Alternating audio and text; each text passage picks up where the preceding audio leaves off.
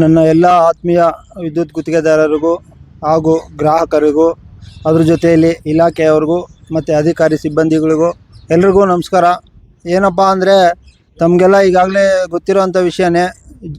April 4ನೇ ತಾರೀಕಿಂದ ಇದುವರೆಗೂ 2025 ಏಪ್ರಿಲ್ 4ನೇ ತಾರೀಕಿಂದ ಇದುವರೆಗೂ ನಾವು ಸಮರ್ಪಕವಾಗಿ ಕೆಲಸ ಮಾಡೋಕ್ಕಾಗ್ತಾಯಿಲ್ಲ. ಯಾಕೆಂದರೆ ಮಾನ್ಯ ಘನ ಸರ್ವೋಚ್ಚ ನ್ಯಾಯಾಲಯದ ಆದೇಶ ಅಂತ ಹೇಳ್ತಾರೆ. ನಾವೆಲ್ಲ ಗ್ರಾಮೀಣ ಭಾಗದ ಒಂದು ವಿದ್ಯುತ್ ಗುತ್ತಿಗೆದಾರರಿದ್ದೀವಿ.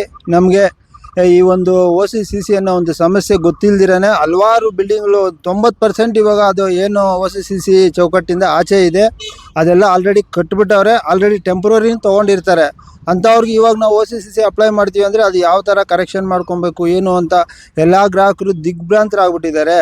ದಯವಿಟ್ಟು ಆದಷ್ಟು ಬೇಗ ಇದು OCCCಗೆ ಒಂದು ಮಾನ್ಯ ಘನ ಸರ್ವೋಚ್ಚ ನ್ಯಾಯಾಲಯ ಆದೇಶದ ಪರಿಷ್ಕರಣೆ ಏನಾದರೂ ಇದೆಯೇನೋ ಕರ್ನಾಟಕ ಸರ್ಕಾರ ಅದಕ್ಕೊಂದು ಅದೊಂದು ದಾರಿ ಹುಡುಕಬೇಕು ಅಂತ ಹೇಳ್ತಾ, ಆಮೇಲೆ ಇವಾಗ ಏನು ನಮಗೆ ಸಣ್ಣ ಪುಟ್ಟ ಒಂದು 30-40 G+2 ಏನು ಬಿಟ್ಟಿದೆ ಅದನ್ನ ಇವಾಗ ಅದೊಂದು ಸಣ್ಣ ಪುಟ್ಟ ಕೆಲಸ ನಮ್ಮ ವಿದ್ಯುತ್ ಗುತ್ತಿಗೆದಾರರು ಮಾಡೋಕ್ಕೆ ಒಂದು ಉಸಿರಾಡೋಕ್ಕೆ ಒಂದು ಅವಕಾಶ.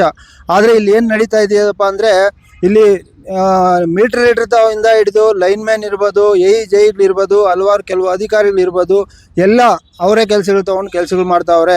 ಯಾವುದೇ ರೀತಿ ಮಾಡ್ತಾ ಇದ್ದಾರೆ ಅಂದರೆ ಅವ್ರಿಗೆ ಬೇಕಾದವ್ರಿಗೆ ಬೇನಾಮಿ ಲೈಸೆನ್ಸ್ಗಳು ಮಾಡಿಸ್ಕೊಂಡು ಕೆಲಸಗಳು ಮಾಡ್ತಾ ಇದ್ದಾರೆ. ಅದರಿಂದ ವಿದ್ಯುತ್ ಗುತ್ತಿಗೆದಾರರು ಇವಾಗ ಉಳಿವು ಒಂದು ಪರಿಸ್ಥಿತಿನಲ್ಲಿದೆ.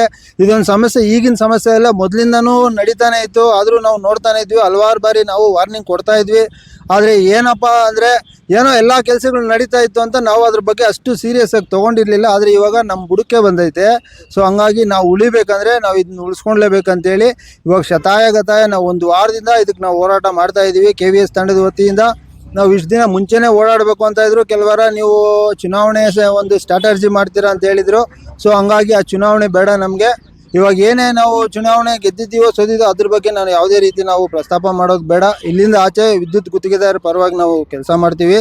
ದಯವಿಟ್ಟು ಎಲ್ಲ ವಿದ್ಯುತ್ ಗುತ್ತಿಗೆದಾರರು ಸಂಘ ಎಲ್ಲ ಬೆಳಿಬೇಕು, ಉಳಿಬೇಕು ಅಂದರೆ ಎಲ್ಲರೂ ಒಗ್ಗಟ್ಟಾಗಿ ನಾವು ಮಾಡಬೇಕಾಗತ್ತೆ.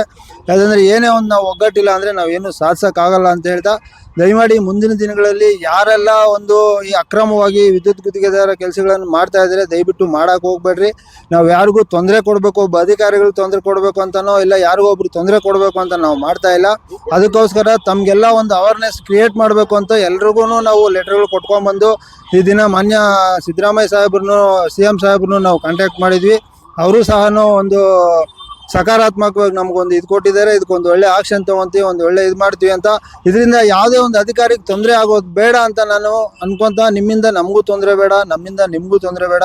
ದಯಮಾಡಿ ಅಂಥ ಕೆಲಸಗಳು ಏನಾದರೂ ಮಾಡ್ತಾ ಇದ್ರೆ ನಾನು ಮತ್ತೊಮ್ಮೆ ನಿಮ್ಮ ಕೈ ಮುಗಿದು ನಾನು ರಿಕ್ವೆಸ್ಟ್ ಮಾಡ್ಕೊತೀನಿ, ವಿದ್ಯುತ್ ಗುತ್ತಿಗೆದಾರನ ಬದುಕಕ್ಕೆ ಬಿಟ್ಟು ನೀವು ತಮ್ಮ ಕೆಲಸ ನಾವು ಮಾಡೋಣ, ಇಲಾಖೆಗೋಸ್ಕರ ದುಡಿಯೋಣ. ಇಲಾಖೆ ಒಂದು ಚೆನ್ನಾಗಿದ್ರೆ ನೀವು ಎಲ್ಲ ಚೆನ್ನಾಗಿರ್ತೀವಿ ಅಂತ ಹೇಳ್ತಾ, ಅದ್ರ ಜೊತೆಯಲ್ಲಿ ಏನು ಇವಾಗ ಗ್ರಾಮೀಣ ಭಾಗದಲ್ಲಿ 30-40 G+2 ಅಂತ ಬಿಟ್ಟಿದ್ದಾರೆ.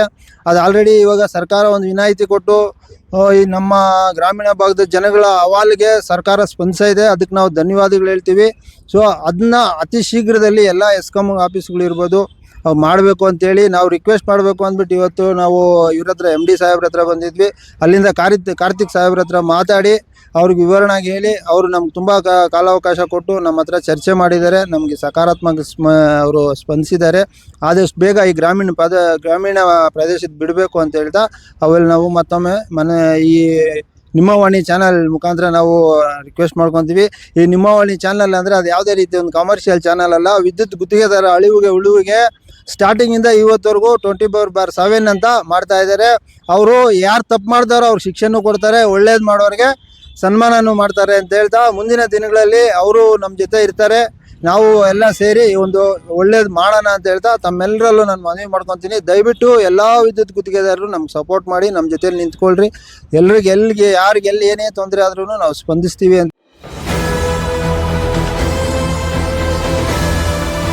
ನಿಮ್ಮ ವಾಣಿ, ಇದು ಕನ್ನಡಿಗನ ಧ್ವನಿ.